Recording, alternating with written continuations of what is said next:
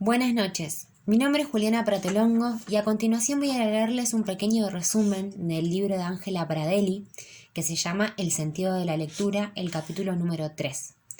Lectura y descendencia. ¿Cómo fue el primer lector? La lectura enlaza la memoria con el instante del puro presente.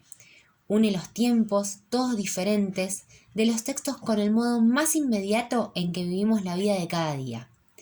Hombres, mujeres, niños, jóvenes, adultos de todo el mundo, cada jornada renovamos la acción milenaria de leer. Pero, ¿qué vemos si nos detenemos a observar situaciones propias de nuestras lecturas? ¿Esos momentos en que los textos vinieron a buscarnos o nosotros fuimos hacia ellos y los abordamos? Cuando vamos a buscarnos como lectores, no solo en el propio pasado, sino incluso en el pasado de la humanidad. ¿Qué encontramos? ¿Cuáles fueron nuestros pasos y pensamientos? ¿Con qué paisaje nos cruzamos? ¿Qué recordamos de los propios actos de lectura? ¿Y qué significan esas experiencias hoy para nosotros? El relato de iniciación es un texto fundante que arroja una escena de gestos y sellos que dibujan una matriz. También, como lectores, tenemos una primera vez, una experiencia que nos inicia en el universo de las lecturas. Pero antes que todo, hay un relato fundante universal, que opera en nosotros en el marco de lo simbólico y lo social. Un relato que es la primera marca de la historia de la humanidad y por eso interviene, de algún modo, en nuestra propia subjetividad como lectores. En esas rutas de memoria, nuestra propia historia en la lectura reposan imágenes impasibles pero eternas. Con población de olvidos, sin embargo, nuestros gestos de lectores siguen allí, serenos, firmes aún en esos olvidos, los no recuerdos y los recuerdos falsos. Estamos hechos de lectura. Las experiencias en torno a ellas, para bien o para mal, nos fueron construyendo y nos rigieron sobre la plataforma que condensa nuestras expresiones lectoras, como también hechos de sus ausencias. Para enfrentar la noche de los textos necesitamos llevar una luz que al mismo tiempo ilumine nuestra oscuridad más interna. Necesitamos aire para no sucumbir en el mar de las palabras que nos rodean hasta en los sueños.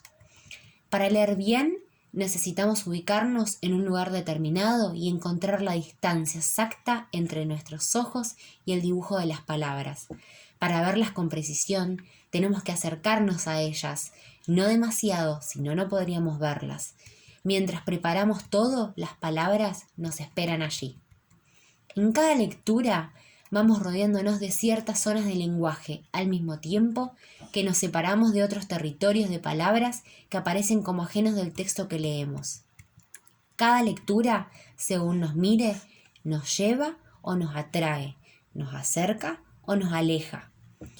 Enlazar la lectura con el presente a través de la memoria sugiere ir aún más atrás, llegar al primer lector de la humanidad para conocer la matriz de la lectura, porque él también habita en nuestra lectura, en el modo y la marca de la lectura, en el desciframiento de la herida del mundo, en la comprensión del sentido de los signos. Pero la pregunta es, ¿quién fue el primer lector? ¿Quién fue el primero que hizo el primer gesto de leer un texto? Se abre una constelación de interrogatorios al mismo tiempo que se la interpreta. Como afirma Virginia Woolf, los libros descienden de libros, entonces nosotros, lectores, también descendemos de lectores. Las experiencias de iniciación son generadoras de mitos, textos que tienen un origen oral y que luego se convirtieron en narración escrita que hoy seguimos leyendo para encontrar la manera de explicarnos a nosotros mismos y para tratar de entender a los otros y al mundo en general. Son muchos los que afirman que en el libro de los libros, como llama la cultura judeo-cristiana, a la Biblia, ya están contadas todas estas historias. La Biblia afirma que Moisés fue educado en la corte, en la sabiduría de los egipcios, por lo que sin duda sabe leer en la Biblia, en el Éxodo.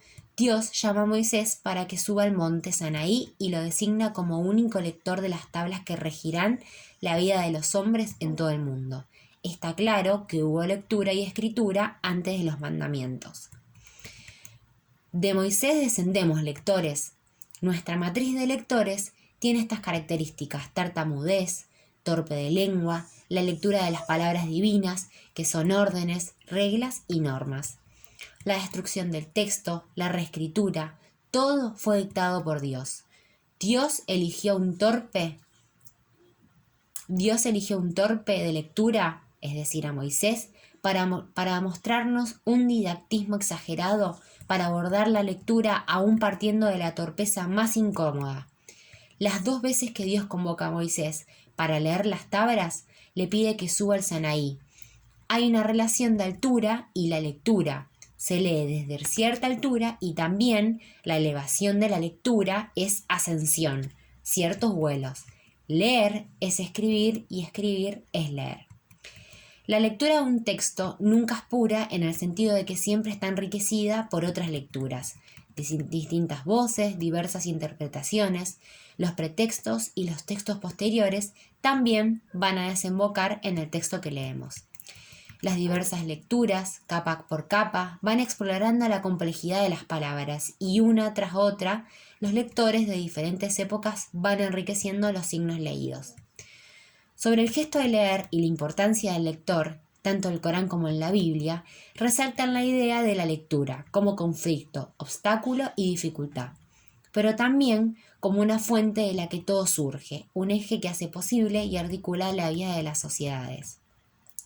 Para finalizar, voy a dejar un legado que he aprendido de los libros sagrados y es que pronunciar de la A a la Z, aún en la dificultad, la angustia analfabeta y la tartamudez, la lectura y la escritura siempre van a estar.